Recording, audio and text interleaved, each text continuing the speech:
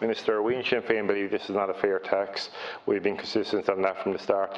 It hits low and middle income families hardest as many struggle with negative equity and high mortgage interest payments already. Included also are homes and estates that are not taken in charge and therefore get little, if any, local authority services, and council tenants who obviously don't own their home but are included in this tax.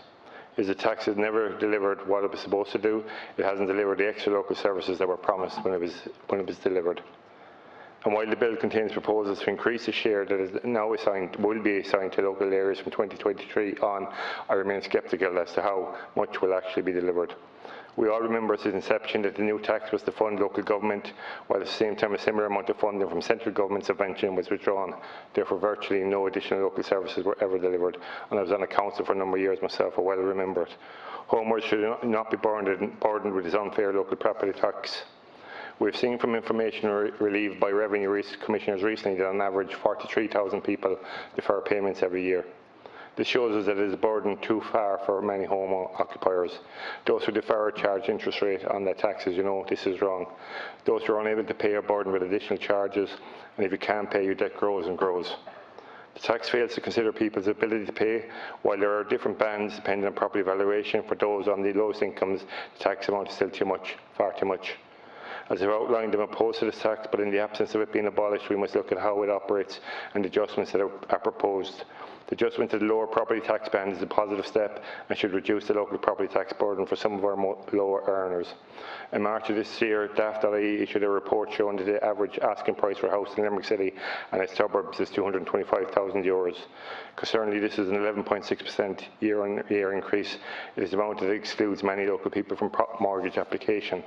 How can we expect somebody who is renting on a low to medium income to be able to afford such a place without putting them under excessive stress to keep up their repayments, and then we saddle them with a further tax on the home? And while the bands have been adjusted, $225 per year tax on the home is still too much, particularly when the necessary local services are not being provided.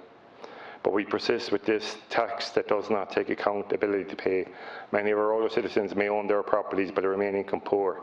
We need a more progressive way to fund local authorities, many of whom have not seen the benefits of the property tax, a tax that was introduced with a suite of measures to bail out the banks at the time. And I have a problem with the timing of the bill. We're also talking about how much money here be taken from somebody's pocket. That is a significant responsibility we take on as elected deputies. It is particularly important that when we are discussing such issues, that sufficient time is afforded to us to do just that. So I would like to record my distaste at how this bill is being rammed through before the end of term. The Finance Committee should have been allowed to do their work and fully scrutinise the bill. They were denied the opportunity, and we sit here now discussing a bill that was only published on the Oireachtas website on Friday last. This really isn't good enough, Minister.